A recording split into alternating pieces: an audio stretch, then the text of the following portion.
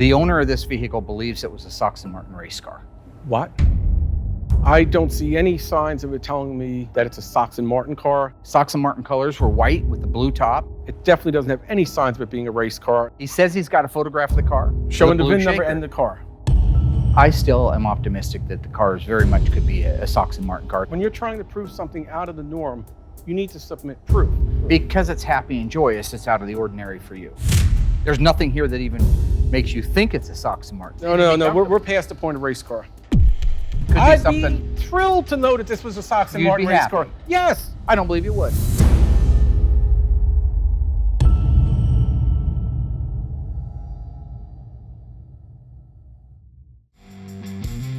We're just now moving in the 1970 Hemi Cuda that came to us from Long Island, New York a couple months ago. There's no engine or transmission. The guy is rounding up date-coded ones to go in the car. The car is a very rare, very original Hemi Cuda. Shaker hood, white car with a painted blue roof, painted blue body panel, and lots of questions for Tony. Mark said there's something else about the car that might be somewhat controversial or not as far as what the car is or not. He hasn't let me in on that yet, but I'd like to hear about it. I'd like to dive into it. Okay, so I got some good questions for you on this one. Folks, a few years ago, Tony D'Agostino and I shot one of the very first things in this building that we ever shot, and it was the validation of a 1970 Hemi Cuda. This Hemi Cuda is the blue painted roof car, white body, 426 Hemi Cuda that you just saw a few episodes ago. We promised you would come back and revisit this. This is how we're doing it. We're showing you 8-year-old footage in the moment where Tony and I validate whether this car is a St. Louis Blues promotional car or a Sox and Martin Cuda, or whether or not it's just an old-fashioned 426 Hemi. Is that true? That is absolutely true. And so we want to welcome you to watching some older footage. Tony was slimmer, I was heavier. That's okay, things happen. You were you've lost some weight since then too, Oh, right? yeah, That's yeah. fair to say. Oh, very fair. Okay. Yeah. Normally speaking, when you watch Graveyard Cars, you'll see a nice lit interview to go along and kind of drive the episode. So-and-so drops a wheel out in the shop, you cut to me saying, why is the idiot dropping it? Do you know how much these things cost? So it's just a way to drive it. We're not doing that this episode. Can you tell everybody why? Absolutely. It's because Tony isn't here to defend himself. Tony isn't here to defend himself. We shot this thing 8 years ago. Tony lives in Delaware. It's not easy for him to just jump on an Why airplane would and Tony come out need to here. defend himself? I don't do anything in a lit interview that should box him into a... This antiquated footage comes to you without present-day lit interviews in its rawest form. We've never done this before. Apparently, I can't be trusted to be fair and objective when somebody's not here to defend themselves. So if that's the case, raise the curtain, dim the lights, right? I don't know, what was the line? You never watched... No, what's the reference? Bugs- I'm missing it. Oh, it's Bugs Bunny. Okay. I used to watch Bugs Bunny. Not a lot. Explains a lot. Yeah.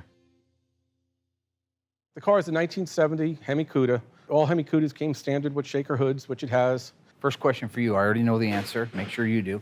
70 Hemi Cudas, were they all shakers? Every Hemi Cuda had a shaker.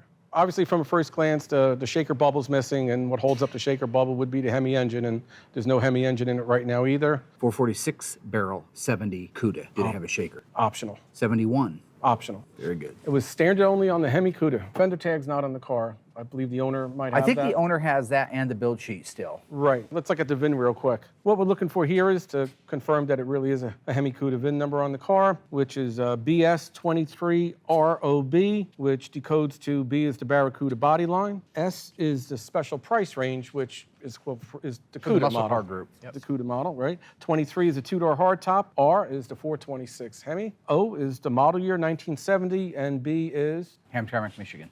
This is the hole right here that accepts the grommet, that accepts the cable for the shaker. A shaker hood bubble has air doors in the front of it that are manually operated. All you have to do is pull a lever that says fresh air. Carb air. Carb air. Carb air. Carb air. See, he's spoiled. His parents gave him all this stuff. I didn't have any of it. I never had a Hemi Cuda. I can beat him on codes 9 out of 10.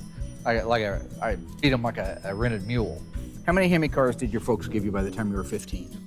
Even if Tony's parents had given him a Hemi Cuda when he was a kid, it would not be an excuse as to why Mark doesn't know the correct phrase on the shaker handle. 0. Okay, same as me. So we I had a 383 Roadrunner. Did you? Still have it. I bet you worked hard for it though. Yeah, it was a $500 car in 1977. Gosh. Convertible Roadrunner 70, 383 automatic on the column. 4-speed console. The windows, $500. it was rusty, 1977, second gas crisis, wasn't worth much. First glance, you could tell that obviously the shaker bubble's missing, and underneath that, the Hemi's missing. Besides that, there's some interior parts that are out of the car, but we haven't gotten into it real deep yet. As you've learned in the past, it would be fairly easy to take a core support out of a real Hemi Cuda and put it in a 318 Barracuda and call it a real car when it in fact was a rebody. So we're looking to validate those things. The things that you do see in the books are some of the things you don't see in the books. There's things in our head you'll never read in a book.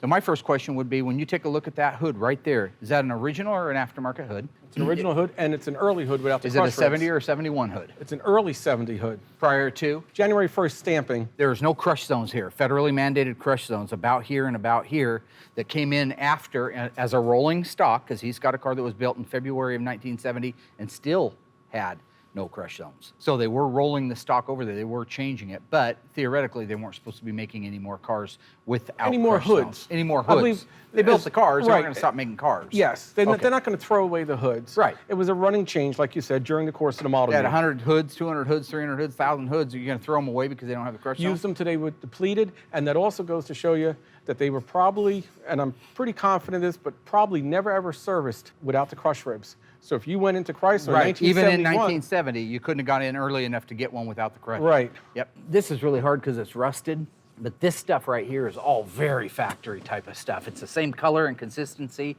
That was a product that was put on that laid between two panels that allowed them to have adhesion to each other as well as absorb any kind of a shock as they're driving down the road. That stuff is all intact. The original spot welds, which probably won't show up very well, but yet I can feel right here. You'd have to all clean way off the through. rust and put some paint or You primer would. on. I'm sure they'd show up. But the rest of the stuff on it that I don't always see on an aftermarket, because there's a few companies making them, a lot of times this rib right here, Tony, isn't there. Okay. It's just flat around there. But this is the stamp. You know, that was made as a stamp. Do you know how to tell an original shaker decal as compared to a reproduction? The original ones are foil backed. Let me peel this away here. Actual silver. Silver foil. See that? Oh, yeah. See the shininess below my thumb? Recently, Mark and Tony discovered that the correct shaker hood decal with a foil back is being made by Performance Car Graphics, which is now owned by Mike Mancini from Instrument Specialties. So that in itself right there tells you that that hood's an original shaker hood, because you couldn't take that off without destroying it. Well, or at least original decal was put on it at Yeah. some point. But most likely, looking at the condition of the hood, this looks like it's been this way an awful long time. An awful long time. You know, I'm a pessimist. I don't believe anything, so I need to be convinced. I don't see the correct Hemi power brake booster here. Well, first of all, that decal wasn't on a 1970 model car. That's 71 stuff. Well, Mopar was, red, white, and blue Mopar didn't come out till late 72. Yeah, so the 45 is completely off, at least the 72, 73 model. Right. So what is missing is the very crucial correct one, the correct power brake booster for the 426 Hemi 70 Cuda. Okay. Another thing I see is a V8 K-frame. Yep. It's not a Hemi Somebody's K-frame. changed that K member out. Of course, a Hemi's a V8, but this is a non-Hemi K-frame. And it's in the back seat, just so you know. Okay, cool. And I don't know if it was an original power steering car, but here's an interesting point. That's a manual steering gear for sure. Were all 426 Hemi 1970 Cudas power steering? No? No. Oh, no. That's right. There was some that was an steering by option. Armstrong, yep. So we'll have to take a look at the build sheet when we're done. And Looks like the original cooler, is that correct? I'm not sure that, You knew they used a cooler, you're just not sure that's the cooler. right. The Street Hemi automatic cars had a transmission cooler for extra cooling, which no other regular car came with. I believe a taxi did, a police car may have, like that, a heavy-duty fleet Yeah. type car, but not our muscle cars don't. except They for used the Street Hemi. radiators. They Yes. cooled it through the bottom of the And radiator they also tank. used, That's right. this was used in addition to the cooler in the lower radiator. It went in and out of the lower radiator and then went into Oh, the it did go through both? Yes. Oh, okay. I didn't know that. You know it's a real BS23 R0B car. You were looking at the VIN earlier, right? Correct. Okay. No, it's a D32 automatic, right? Correct. Some of the things we don't know because we don't have the build sheet is whether it's power steering, blah, blah, blah. Well, manual's in there. Yeah, it's also the wrong K member. Right. And it bolts to it. Tony would like to point out, and I'm quoting, "I knew that there was a non-Hemi K-member. That there was a test for Mark. Also, that he could see the Hemi K-frame was in the back of the car." The owner of this vehicle believes it was a Sox and Martin race car. What? Mark would like to point out and submit for evidence the insane look Tony has on his face at this moment, and he believes it's an involuntary defense mechanism because Tony knows he misspoke about the K-members. The owner of the race vehicle, car. well, the owner of the vehicle told me that he believes that this was one of the cars that were built for Sox and Martin back in 1970. And he's basing that on the fact that Sox and Martin colors were white with the blue top. Okay. He says he's got a photograph of the car. Showing the blue VIN number shaker. and the car at the same time. Okay, I want you to look at this car and I want you to think as we're going around this car, if this is a Race car, you said. Yeah, race car. Sox and Martin race car, right, Okay. right. Okay. I didn't think they need wipers in a race car. That's good. horns too, you know? It even has a heater. Okay. Once again, Mark would like to point out the uncontrollably wild, fiercely felicitous eyes on Tony as he begins to debunk the hope that this could be a Sox and Martin race car. Heater? What do you race, in the winter? It isn't a race car today. Okay, it was a race car back in the day. That's the most negative human being. You and Royal ought to get together. You just immediately do. You know why? Because it challenges you. You hate it. You hate the idea that this guy's got one. Well, I doubt very much. Did the manufacturer put the coil mounting bracket on the right-hand apron, or is that something you might see a little more often? Oh, yes. Sox and Martin used a factory coil that would have fit right in there and put it right there. Did Sox and Martin put the wrong horn on it? That's the wrong horn. Okay. It should be a high-end and low-note horn. Right. That's an NHRA horn. Why? It's what not does an it say? NHRA Ready, set, horn. go? I'm just saying. Work with me here. Convince me, man. Power disc brakes. What does that tell you? What kind of an axle package does it have to have power disc brakes? Does it have to have an axle package? No, you could have ordered power disc brakes. I believe you could have without an A32. Right. Or an A33, but you would have got them with an A34. Is that correct? Right, 834 would be the automatic deal, but you would also get a Dana, I believe. You would have got a Dana. I haven't been underneath this. Huh? I haven't been underneath. There's another thing. Okay. You just said, we were saying 4-speed. What was Ronnie Sox known as? Ronnie Sox of Sox and Martin was indeed known as Mr. 4-Speed, so it wouldn't make sense for this car to be an automatic. If it was built as an original Sox and Martin car, Tony's eyes in this case would be correct. Mr. 4-Speed. Okay, thank you. Is every Sox and Martin car a 4-speed? That I don't honestly know. I know you're more into the race stuff, and I will give you that. So I'm just telling you, I like to take people at their word because I'm a decent human being. And I'm not saying that the owner is lying at all, but when you want to believe Could be something, mistaken. he could be misled and wanting to believe something. So we can he's not fabricate things, I agree. So he's not trying to disprove it. He's wanting to Right, believe it. right. Okay. And it's easier when you're wanting to prove something than disprove it. Okay. Right. All right. I haven't looked at any of it. Can you look at the VIN on the tie bar and just make sure that that's... Yes, sir. We have B0 Okay. Okay. for you, 0. Yeah. Yeah, whatever. 146 Eat a salad. 483. Okay. All right. What's the VIN say? 146 483. Okay. And I'm looking at the spot welds along here. Even though this car's got paint built up on it, there's this factory spot weld there. Those are difficult to duplicate, and certainly as old and as antiquated as the paint is on this car, it wasn't done any time recently. So if somebody was faking something, they would have faked it in 71 or 2, and what would the point have been? You bought a 70 Roadrunner with 3 and a 4-speed for $500. Right. Here, just to, Upper cowl? yep, we have the correct number here, B0 Uh-huh. 146 483. Yep. So far I'm convinced it's a 70 Hemikuda. Because the R that doesn't appear on these two numbers does appear in the VIN of the Right. car, and they all match. And we okay? do have the 3/8 fuel line with the vapor return. Again, could have been 444 barrel or 446 barrel. But this is jiving. Right? I don't see Ronnie Sox yet, but I see a Hemikuda. I believe the drilled hole in the firewall. It's stamped. It's not drilled. When somebody's faking a car, they'll drill it. That's stamped with a tool. It has a guide hole drilled through it, 2 pieces, and it stamps. That won't cut your finger. A drilled hole will cut your finger. Our 1971 Cuda 446 barrel 4-speed Dana Trackback EV2 Tour Red Shaker Hood N96 car. Guaranteed to blow your mind, 100% real live car, shaker car. Got the original fender tag for it. That hole was drilled. Drilled. Unless there is any way that the tool you're talking about, because I've never seen it, could leave slag on one side. Mark would like to point out that he believes, even to this day, that these holes came both ways. In some cases, it's evident they were drilled, and in other cases, there's no doubt they were stamped. Remember, folks, these were human beings responsible for making this hole. Because that was the thing. It left the slag that you're describing that you could cut yourself on, and it was like off-center to one side. I mean, these are pretty well set and pretty sanitary holes. Okay, so overall, you would sign off on the underside of this car being at least a real Hemi Cuda, but you're not convinced it's a Sox and Martin car. No. There's nothing here that even makes you think it's a Sox and Martin car. I see the white body with the blue roof because I know that was, typical of their colors. They had red sides on the car. Of course, I couldn't see the factory doing that, but We might be able to find some remnants of that if we care to. I don't see any signs of red on the side of the car, but a race car, yeah, it would have been red. It would have had stickers. I'm going to throw them a couple of curveballs. Every BS-23 car that ever left the assembly plant was guaranteed, mandated a blacked out rear body panel. It was sporty, okay? This car doesn't have it, okay?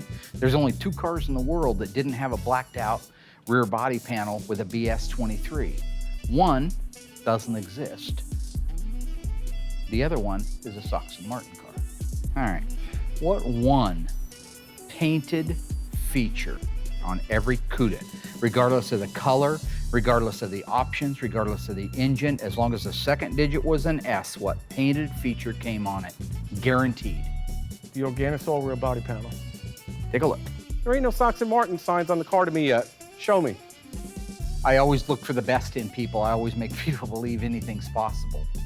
I still am optimistic that the Carz very much could be a Sox and Martin car. It's got a blue top, blue guts, and a blue rear body panel. All Cudas were supposed to have a blacked out rear body panel. The Sox and Martin cars did not. They were the blue. It turns out this statement is false. The St. Louis Blues cars had a white rear body panel, according to the only photographs that exist today.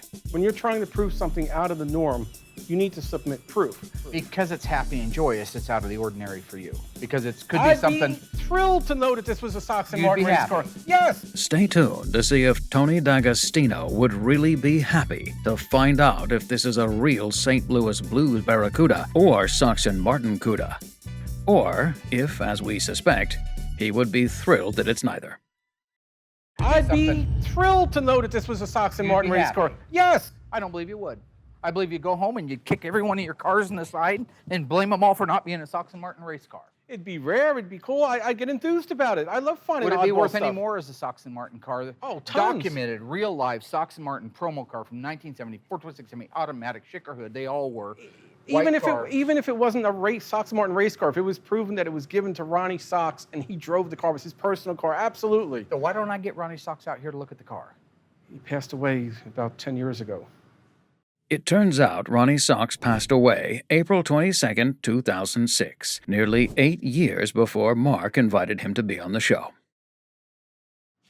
Insert foot in mouth. Let me show you the rear body panel, Cool Breeze. Where is it? Where's what? Where's the Organosol black rear body panel on a BS car?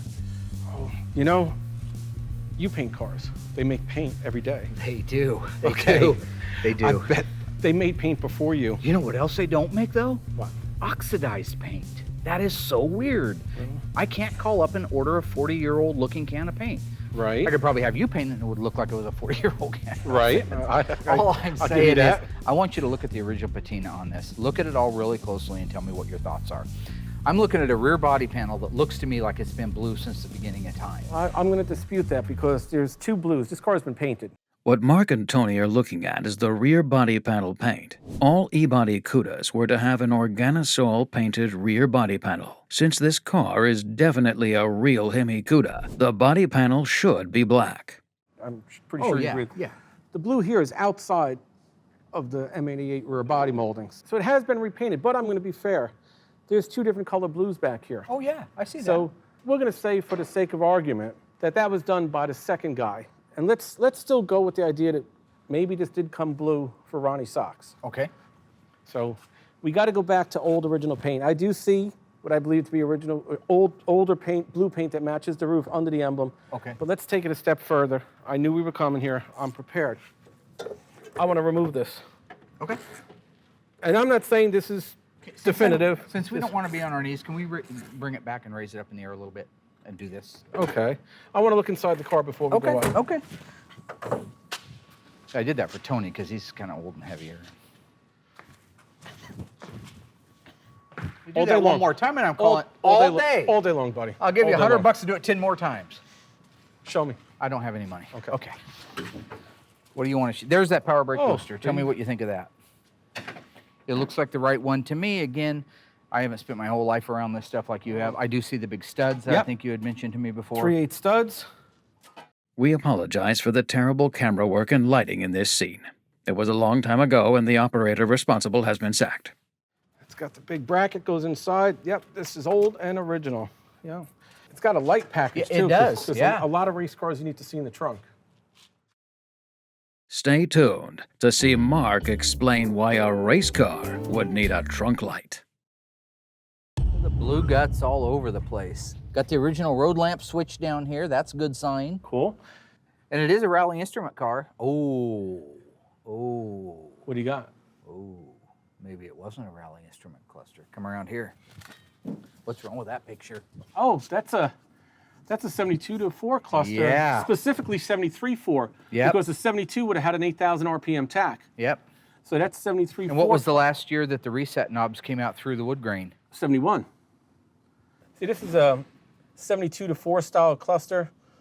We could tell that easily by the reset knob for the odometer, for the tripometer, is within the gauge. Whereas on the 70 and 71 rally dashes, it was off into the wood grain.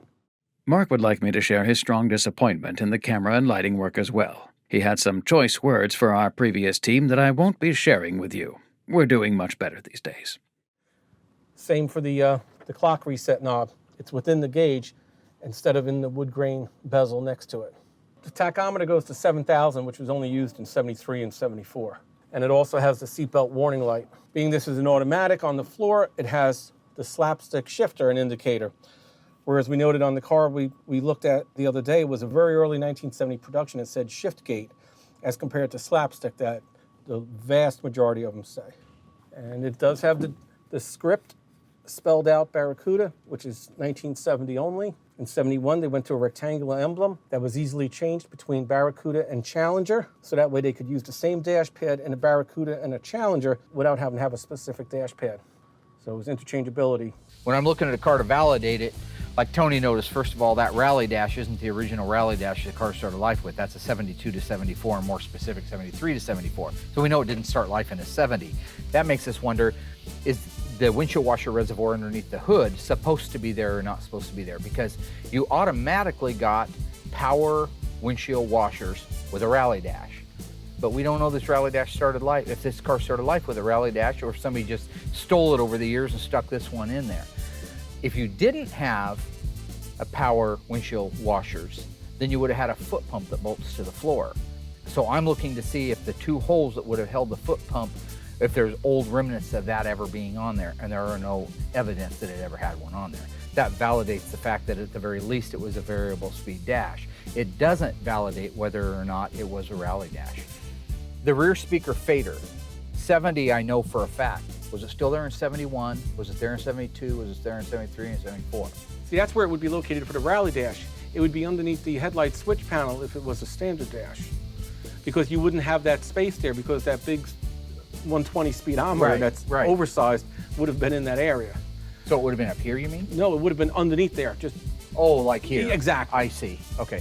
The guys are talking about the road lamp switch located on the dash. In 1970, road lamps were part of the Cuda package, and if you had a rally instrument cluster, that road lamp switch would be fastened to the bottom of the cluster itself. If you had a standard instrument cluster, the switch was moved down underneath the dash on the left side of the steering column. So if they put this in here, they put everything in here. Right. They changed that panel, they actually got one with that. And more than likely, it grew legs over the years, right? The original. That headlight switch panel, I believe to be correct 70 vintage, due to the fact it doesn't have the little picture of the later ones got to be have more. the squirter thing? No, they have a little picture of a headlight next to the headlight switch. They have a little picture of a wiper going next to the. Right. Yeah, you don't do a lot of restorations on the newer e-bodies. Most, Right. So you're. Right. But you work on the good cars. Yeah. So, you know. All right. So there's the shaker ring. Is that an original there? I don't believe this is an original Those are one. awful long studs. No, right. No, it's not an original. It's a reproduction. And the studs, the original studs are very short. There may be Half that or less? 3/8, half inch, Yeah. 3/8 of an inch, half an inch, very short. And these are far from original. And these nuts, is this what they use too? Or would it have been a captive washer flat type nut like you'd see on? This is the correct type. It is, nut. okay, all right. And it was painted on the hood. So an original paint car, if you remove the shaker ring. trim ring, you'll have prime. Got it. You'll have prime underneath it. I see. Instead of body color. Okay. Okay, Yes, sir. let's roll it back. I thought Mark was helping too, bud. Well, I've put light away, you freak. You are watching an episode that was filmed nearly a decade ago on Tony's second visit to Graveyard Carz, unarchived and nearly unadulterated, so you can witness two of the world's top Mopar experts in their zone. No, I'm not going to lash out at my friends now. Ready? Hit it.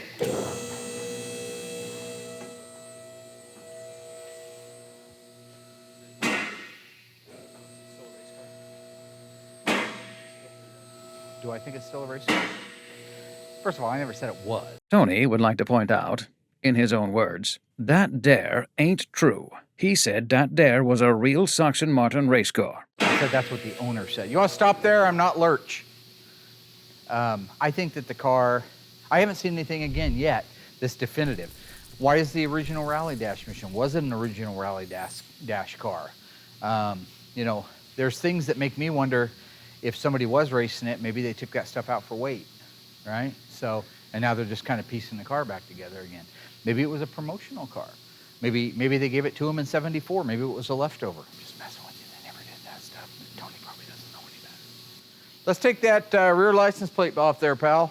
What we're looking for is, as Mark said earlier, all of the BS models, Cudas, had black organosol, which is a textured, satinish black paint within the rear body panel area. And we're trying to see if we see any remnants of that, because part of what was supposed to be the Sox and Martin packages, the rear body panel was blue. So we want to see if we see any traces of original black that would have been typical of every other Cuda made. So we're going to take the license plate bracket off and look for paint underneath that and see. Because usually people would rattle bomb something, they wouldn't go to the trouble of taking it apart. So the footprint underneath it would show the real color. Those are the original sim bolts. Okay, so here's the original sim bolt, which is good, but what's not good is it's painted blue, and those would have went in after the fact. Right. So that kind of makes us wonder a little bit. So I'd like to see any signs. I mean, this is your job now to show me the black. Oh, what do we have here, maybe? Oh. Yeah. It was black at one time. I believe so. Yeah. You'll find more when you take the gas tank filler neck out. You know, you'll see under there. Do you think, though, is it possible, because I know you're full of hatred and now you're getting a little happy because you're finding things. Finding that the rear body panel has black paint under the blue is another nail in the coffin for any hope that this car was a real Sox and Martin race car. Take special note of the joy on Tony's face. Is it possible that every BS car, when it left the assembly line, was black, but then if it was going to be a St. Louis Blues or a Sox and Martin car, that they painted it blue again? It could have been done at the dealership. Sure, absolutely. I'll be fair. I'm open-minded. There's more evidence towards it not than being is. Yeah, that's the original Organosol black. You can see it's a nice suede type of matte finish to it. You know, that definitely has been on there for a while. Okay. Somebody probably just thought it was neat to make it match to the roof. Yeah. You're hitting bare metal there. Right. But I think there's black around it too. Yeah, this would be an easy area to have sanded down to bare metal. That would be a more difficult area, and most people are lazy and wouldn't do it. So they would just rattle bomb it, and that's the wrong blue anyway. That's not the B5 blue. The top is. Okay, so the top's doesn't EB5? that look like? Okay. Yeah, the top's EB5, the inside's B5 guts. And we got two here. It looks like a B3 and some kind of blue. Strange blue. Guess what I spy? An original set of mufflers. Dana Baran. Oh, and a Dana. Look at there. Yeah. So that is the 834. Well, not that would be with a 4-speed. It'd be 832. Wait, 832 older mouse. Sorry. Yeah. No, you're fine. Between you and me, I think it's kind of cute. Rubbing elbows with the big dog. Should I let it down on the stop? Yeah. Okay. Yeah, it'd be great. In light of Mark's victory lap with the camera, I'd like to take this opportunity to point out the scales of correctness over the course of the whole episode weigh heavily in the favor of Mr. D'Agostino. Let's get a light and something to clean off the We're talking about a real live Dana 60. However, I'm seeing things that are very race car inspired. Like, Well, thank you for asking, Tony. What's up with that? that's a bracket for a brake tee. Yeah. How does that go fast? Because you take the one off of the axle right here, which is made of brass, which weighs a ton, and you put this little steel one on. You've just lightened it up maybe a half of an ounce. I think this weighs more. Oh, This steel bracket weighs more Sorry, than the whole thing. Professor Gadget. I had no idea that you're a walking scale. That's good. How about the pinion snubber? It doesn't have a Sox and Martin pinion snubber. Now, do you know what a Sox and Martin pinion snubber is? Yes, it's the adjustable pinion snubber that was used to help get better traction. So what about the pinion snubber? I don't see it welded on there, the reinforcement. Remember, it's just a chunk of steel that's welded on. All Hemi optioned cars were designed to have an additional welded-in reinforcement plate on the floor where the pinion snubber would impact it under extreme torque. For some reason, this car has no evidence the additional reinforcement plate was ever installed. Yeah, it's sort of a triangular shape. Unless E-body's different, is it? No, this is all part of the seatbelt reinforcement piece, Right, and then there's another plate that's underneath there. That's that's right there, right where the pinion But snubber. it's welded on there, and I don't see it. That's correct. I do not see it. No, you'd feel the ridge. Oh, for sure. It did use it, though. Okay. The rule of thumb on this, from what I've seen, it's personal experience. I had a 70 Hemi Charger one time, and it didn't have what we call the torque boxes front and rear. It also didn't have that. If you're going to have part of it, you're going to have all of it. Yeah, either guy screwed up all the way or he didn't screw up at all. Right. But this does have the closed-in subframe connectors, and it has the plate reinforcement, it looks like, on both sides, doesn't it? Yes, it does. So is this an exception to the rule that somebody did forget that one?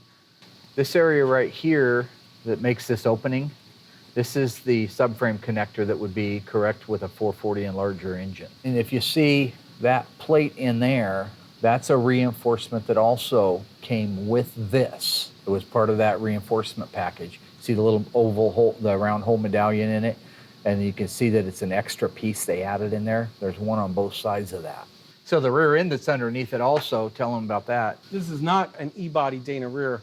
My first indication was I saw these welds here that are definitely not typical of the factory. Yep. And there's also a drain plug that stopped being used in 1968 model year. It was the last year for the drain plug. So right there we know it's a B-body because... And it was probably done back in the day when all of it didn't matter much money-wise. They probably did it because it's narrower and they could have got a bigger tire under it. Also, Possible. E-body Dana rears are very rare. And very B-body- expensive.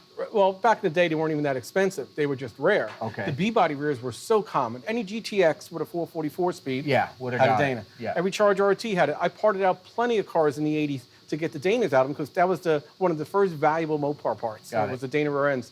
And I took apart a lot of B-body 4-speed cars to get the Danas out of them. So what happened to the original one that started life with, or is it an A32 car? We don't even know if it's a Dana car. Exactly, right. I have no doubts it was a Cuda. Yeah, I agree with that because when you look at the torque boxes, the reinforcements, they're just old and been there 100 years. I see very old fuel lines. Were you saying the damper on these is bigger too on a Dana?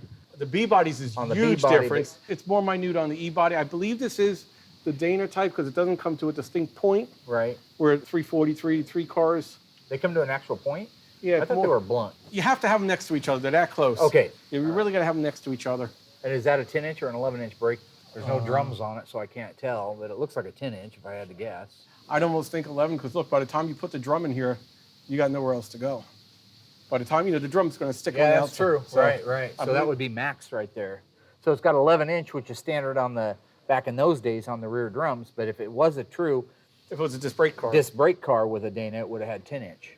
And to know for sure, there is a number. It's got a lot of gobs of paint on it. After this segment, Mark found evidence that on the 1971 E and B body cars, they did have 11-inch rear drums with a factory disc brake setup. We don't know why this happened, because the broadcast sheet calls out 10-inch. But to date, we have 5 documented cases. But you could decipher that number on the axle tube and it'll tell you everything. Torque boxes in the front are in place. Yes, they are. These here match up with the ones in the back when we talk about subframe connectors. There's ones in the rear and ones in the front. This extra plate that you see right here, that only came on either a convertible of any engine A 444 barrel, a 446 barrel, or a 426 Hemi. That's the only time you look at those. AAR. Fronts? Yeah, Oh, AAR. fronts too. AARs. And I had a weird car. Sorry, you're right. Fronts and rears? Yeah, I had but it doesn't have the reinforcements on the leaf spring, the plates. Sure. I even had one time, now this goes into the weird, a 318 4-speed Barracuda that had front torque boxes but no rears. 318 4-speed, nothing car other than that. It was plumb No rag crazy, top, or no nothing. inviolate. Mark has now documented 10 e-bodies that should not have received front or rear torque boxes, but did. Some just the front, others just the rear, but no documentation that front and rear were mistakenly installed. But, you know, who knows? Transmission number. Yeah, what do we got? Oh, it's a 69 out of a Hamtramck car. Right. Do you know how to tell if it's even out of a Hemi car or Oh, not? sure. There's a PK number on the driver's side. But do you know it just off the top of above- your head, though? I know it starts with 3410. I forget the last couple. But if I saw it, it might... It's a PK 289, Okay. 2980, 2090, Yeah. 2701. That uses the 10,000 Yeah. day calendar, right? So I don't know what that is. Okay. This is a factory disc brake car, 1970. Yep. And it's an early 1970 car, so it has 3 brake valves. Mm-hmm. It has your As your main proportioning valve. distribution. It's got the distribution valve, which is the one against the inner fender well. And then next to it, we have the metering valve. And then this was only used early through the model year.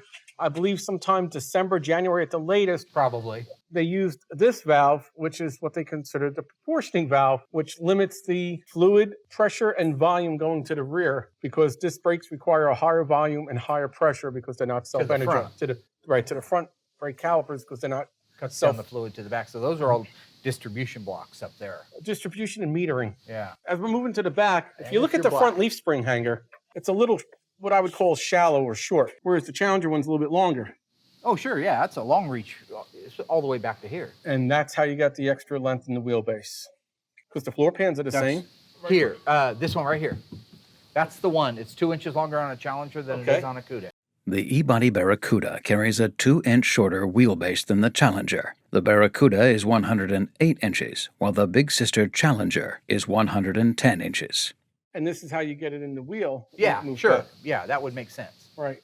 As we go and look at the leaf springs, the correct Hemi springs are 3400 024 and 034. These are also the wrong lower shock nuts, in case you didn't know. That's an aftermarket suspension nut, Right. not the original tri-castle. But they are that looks pretty close to right.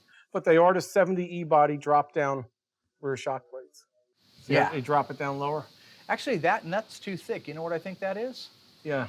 Or U-bolt nut. A U-bolt nut, yeah. We make these cars way better than they ever were at the factory. We make them better than we did when we were kids. We had no money. We didn't care about that stuff. Look at this. I know the car's, it ain't its first rodeo. I know, but look how they nice never, that- they never fit perfect. Tight at the top, wide at the bottom.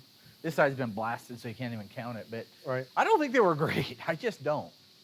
No, they... So your overall consensus is real life 426 Hemi, automatic, real Hemikuda, which is great. I'm 95%. Mark wants me to point out that he believes Tony is 100% sure it's a real Hemikuda, but wants that 5% buffer in case he misses something. He mentions this as more evidence of Tony's psychopathy. Okay. And my only little doubt is that snubber plate, but I'm very well convinced. The original heat shields are still in place, which is mandatory for the dual exhaust systems. Right. And one thing that's more important than that is this bracket. This is what people would forget sometimes when they're trying to clone a car. This is for the left side exhaust, which only came on the dual exhaust cars, where every car had the passenger side for single exhaust. And only your performance models had dual exhaust. Correct. Even a 383 two-barrel with single exhaust. Right. Yeah, even though it had the HP manifold on it. On the left side. Yeah. Yeah, there's your 3/8 main line. There's your 1/4-inch vapor return line.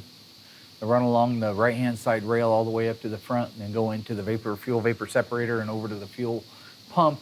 These brackets here are only for bucket seat cars. Correct. If you had a bench seat, you only use the outers. Right. But on bucket seat cars, they put these inner support brackets in.